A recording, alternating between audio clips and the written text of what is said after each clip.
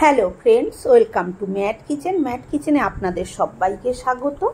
পুরনো বন্ধুদের পাশে থাকার জন্য ধন্যবাদ এবং নতুন বন্ধুদের স্বাগত জানিয়ে শুরু করছি আজকের রেসিপি। আজ আমি তৈরি করছি পেঁয়াজ পোস্ত।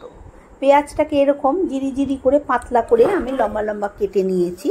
পেঁয়াজটাকে অবশ্যই আমি খোসা ছাড়িয়ে তারপরে গোটা গোটা পেঁয়াজ ধুয়ে নিয়েছি। ধুয়ে নিয়ে তারপরে কুচিয়েছি। কুচুনোর পরে কিন্তু পেঁয়াজ আমি ধুইনি। এবারে কড়াইটা ভালো করে গরম করে নিয়ে তাতে দিয়ে দিয়েছি সর্ষের তেল। তেলটা ভালো মতন গরম হলে খুন্তি দিয়ে কড়াইয়ের চারপাশটা একটু নাড়িয়ে চাড়িয়ে নিয়ে তেলটাকে তারপরে দিয়ে দিলাম পেঁয়াজ কুচো। এটা আমি সর্ষে তেলে করছি। অবশ্যই এটা সর্ষের তেলে করলেই বেশি টেস্ট হবে। পেঁয়াজটাকে এবার আমি মিনিট দুয়েক এইভাবে একটু নাড়াচাড়া করে নিয়ে দিয়ে দিচ্ছি কুচনো লঙ্কা।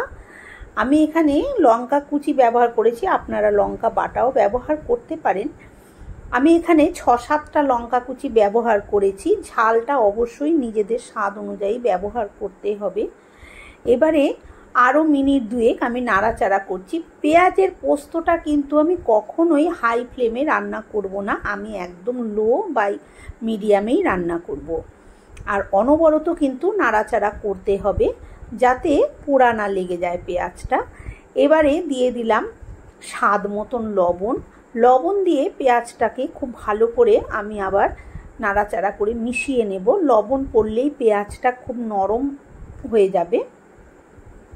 এবারে দিয়ে দিচ্ছি এখানে আমি 1 চামচ হলুদটা অবশ্যই পেঁয়াজ অনুপাতে ব্যবহার করতে হবে। আমি এখানে 400 গ্রাম মতন পেঁয়াজ ব্যবহার করেছি, তার জন্য এখানে আমি 1 চামচের থেকে একটুখানি কম হলুদ এখানে ব্যবহার করলাম।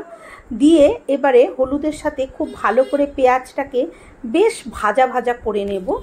আমার এই কড়াইটা হচ্ছে খাব্বা কড়াই, তাই জন্য আমি এইভাবে পেঁয়াজগুলো ছড়িয়ে দিয়ে পেঁয়াজটাকে ভেজে নিচ্ছি।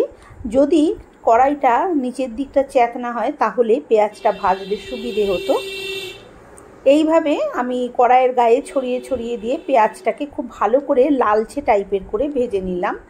পেঁয়াজটা কিন্তু লালচে টাইপের করে ভাজা হয়ে গেছে। কতটা বোঝা যাচ্ছে আমি বুঝতে পারছি না, কিন্তু পেঁয়াজটা কিন্তু এখন লালচে মতন করে ভাজা হয়ে গেছে। এই সময় আমি এখানে দিয়ে দেব পোস্ত বাটা।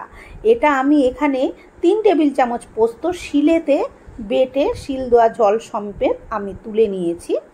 এবারে একটুখানি মশলার বাটিটা ধুয়ে একটু জলও দিয়ে দিলাম।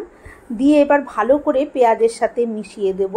জলটা দেওয়ার কারণই হচ্ছে পোস্তটার সাথে পেঁয়াজটাকে খুব ভালো করে যাতে মিশিয়ে দেওয়া যায়, সেই জন্য।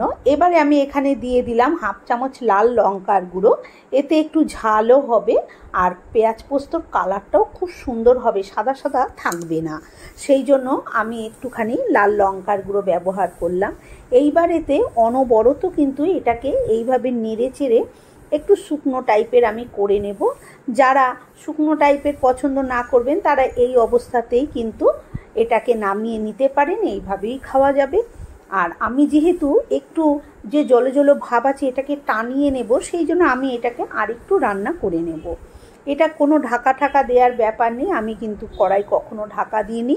আর মিডিয়াম টু লো ফ্লেমেই আমি এই রান্নাটা পুরো কমপ্লিট করলাম। বন্ধুরা, আমার আজকের এই পেঁয়াজ পোস্ত রেসিপি যদি আপনাদের ভালো লেগে থাকে তাহলে একটা লাইক দেবেন। আমার চ্যানেলে নতুন বন্ধু হয়ে থাকলে চ্যানেলটি সাবস্ক্রাইব করার অনুরোধ রইল। পাশে থাকা বেল আইকনটা অবশ্যই প্রেস করবেন, কারণ আমি যখনই নিত্য নতুন রেসিপি শেয়ার করব নোটিফিকেশন আপনাদের কাছে পৌঁছে যাবে সবার আগে। পেঁয়াজ পোস্তটা কিন্তু একদম তৈরি হয়ে গেছে। এইভাবে নাড়লে কড়াই থেকে ছেড়ে আসছে, তখনই বুঝতে হবে এটা একদম রেডি হয়ে গেছে। এটা গরম ভাত, রুটি, পরোটা সব কিছুর সাথে খাওয়া যেতে পারে, ভীষণই ভালো লাগে। এবারে আমি এটাকে সার্ভ করে নেব, নিয়ে গরম গরম ভাতে এটাকে আমি খাবো। পেঁয়াজ পোস্ত হলে আমার আর কিছু লাগে না। বন্ধুরা, তোমরা কে পেঁয়াজ পোস্ত ভালোবাসো অবশ্যই আমাকে কমেন্ট করে জানিও। আজকের মতন এই পর্যন্ত। আবার হাজির হয়ে যাব অন্য কোনো রেসিপির সাথে। ততক্ষণ ভালো থেকো, সুস্থ থেকো। ধন্যবাদ।